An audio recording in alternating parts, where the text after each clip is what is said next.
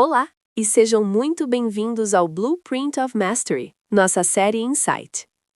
Imaginem por um instante que sua empresa é uma aeronave de altíssima performance. E, de repente, no meio de uma rota crítica, o motor principal falha. Não por um defeito mecânico, mas porque o capitão está tão ocupado ajustando os bancos da classe executiva que não preparou a tripulação para assumir o comando de sistemas cruciais. A sua organização para quando você não está presente? Se a resposta for sim, então você não tem um negócio, você tem um emprego de altíssimo risco. Hoje vamos dissecar um paradoxo assustador que atinge a alta cúpula, a armadilha do líder-herói. O artigo provocativa de Walter Mayer que nos força a reavaliar a própria essência da liderança escalável. Compreendo, Sarah. E essa provocação é crucial.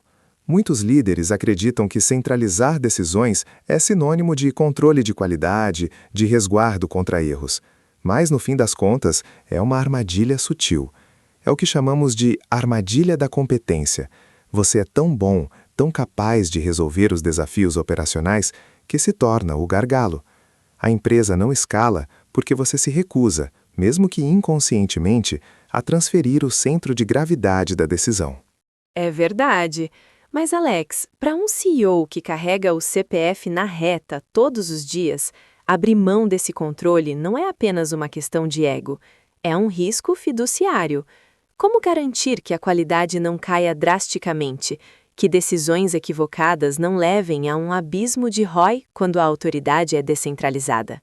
Essa é a questão central, Sarah. E o artigo de Mayer mergulha fundo nessa dinâmica. Ele aponta para o que chamo de o vício do resolver. Pense nisso. Quando você apaga um incêndio operacional, quando soluciona um problema complexo que ninguém mais conseguiu, há uma injeção de satisfação. O cérebro recompensa esse senso de indispensabilidade. Mas essa gratificação imediata nos cega para a necessidade estratégica maior. Enquanto o líder está no térreo, no calor da batalha, se sente o herói, ninguém está no terraço, arquitetando a blindagem contra o próximo tsunami. Liderança, em sua forma mais elevada, é muitas vezes suportar o tédio da estratégia, enquanto a equipe tem a glória da execução. Faz sentido. A urgência da operação frequentemente se sobrepõe à importância da estratégia, e o líder se vê preso nessa roda. Mas qual a mecânica exata dessa armadilha? É apenas uma questão de confiança? Não, é muito mais profundo. O artigo distingue claramente entre delegação de tarefa e delegação de autoridade. A maioria dos executivos, no máximo, delega tarefas. Faça este relatório e me mostre antes de enviar. Você ainda é o dono do resultado e do processo. Isso cria seguidores, não líderes. A delegação de autoridade, por outro lado, é um salto quântico. Precisamos aumentar as vendas em 10%. Use o orçamento X. Me avise se precisar de ajuda. Aqui, a pessoa é dona do resultado e do processo. Você está transferindo a propriedade intelectual do problema.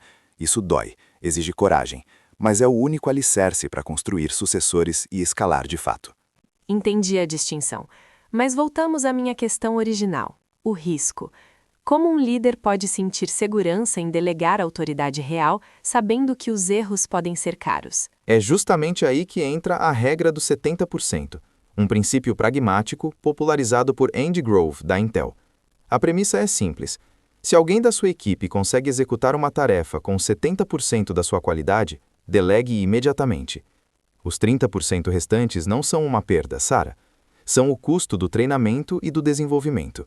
Com o tempo, essa pessoa atingirá 90%, 100% ou até 110%, superando sua performance original, enquanto você recupera 100% do seu tempo para focar em iniciativas de altíssimo impacto estratégico.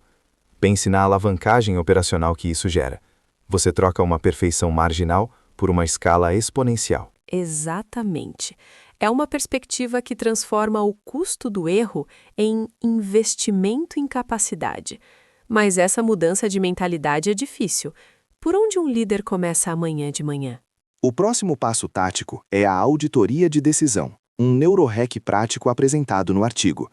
Líderes tendem a delegar o que é urgente e não importante, mas seguram o que é realmente importante, muitas vezes por um ego invisível.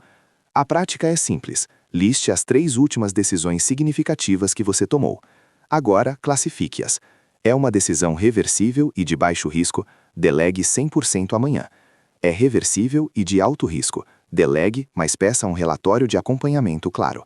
É uma decisão irreversível, com consequências nucleares? Mantenha. Você ficará surpresa ao descobrir que a vasta maioria das decisões que você retém se encaixam nas 2 primeiras categorias. Estamos tratando decisões de baixo e médio risco como se fossem ameaças existenciais. Soltar essas amarras é o primeiro passo para arquitetar uma organização verdadeiramente antifrágil e escalável.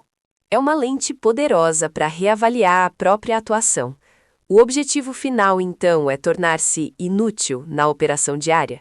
Precisamente, Sara. A maestria da liderança se manifesta quando você consegue desaparecer por um mês e a empresa não apenas sobrevive, mas prospera. Se a organização colapsar sem você, você não construiu um legado, você construiu uma dependência. A verdadeira engenharia de sistemas de alto desempenho exige que a inteligência e a capacidade de decisão estejam distribuídas e capacitadas em todos os níveis. Um chamado à ação para o C-Level que busca a real maestria. A planta baixa deste episódio, o resumo executivo e o acervo completo de Walter Mayer estão no nosso Executive Office. Acesse office.blueprintofmastery.com.br. Não se limite a ser o herói do dia. Torne-se o arquiteto de uma empresa que prospera além da sua presença imediata.